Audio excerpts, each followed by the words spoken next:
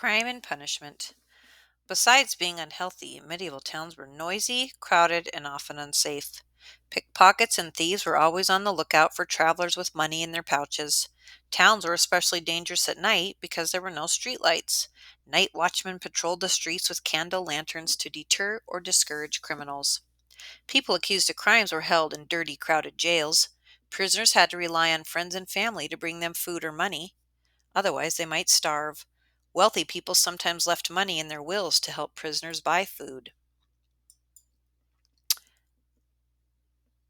In the early Middle Ages, trial by ordeal or combat was often used to establish an accused person's guilt or innocence. In a trial by ordeal, the accused had to pass a dangerous test, such as being thrown into a deep well. Unfortunately, a person who floated instead of drowning was declared guilty because he or she had been rejected by the water. In a trial by combat, the accused person had to fight to prove his or her innocence. People believed that God would make sure the right party won. Clergy, women, children, and disabled people could name a champion to fight for them. Punishments for crimes were very harsh. For lesser crimes, people were fined or put in the stocks. The stocks was a wooden frame with holes for the person's legs and sometimes arms. Being left in the stocks for hours or days was both painful and humiliating. People found guilty of serious crimes, such as highway robbery, stealing livestock, treason, or murder, could be hanged or burned at the stake. Executions were carried out in public, often in front of large crowds. In most parts of Europe, important lords shared with kings the power to prosecute major crimes. In England, kings in the early 1100s began setting up a nationwide system of royal courts. The decisions of royal judges contributed to a growing body of common law. Along with the independent judiciary or court system, English common law would become an important safeguard of individual rights. Throughout Europe, court inquiries based on written and oral evidence eventually replaced trial by ordeal and combat. Leisure and entertainment.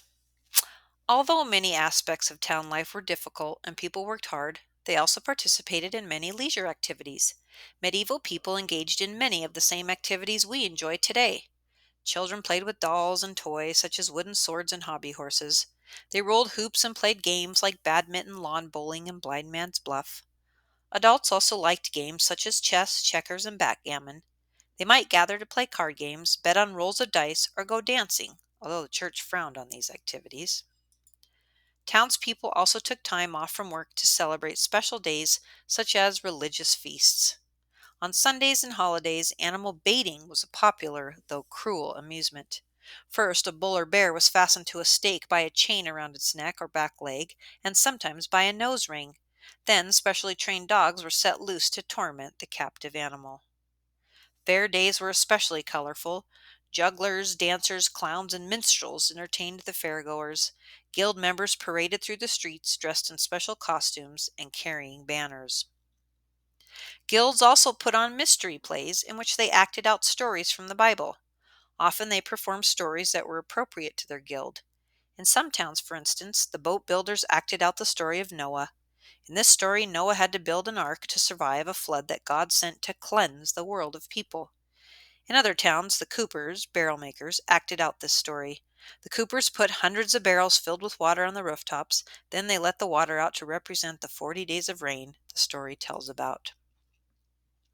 Mystery plays gave rise to another type of religious drama, the miracle play.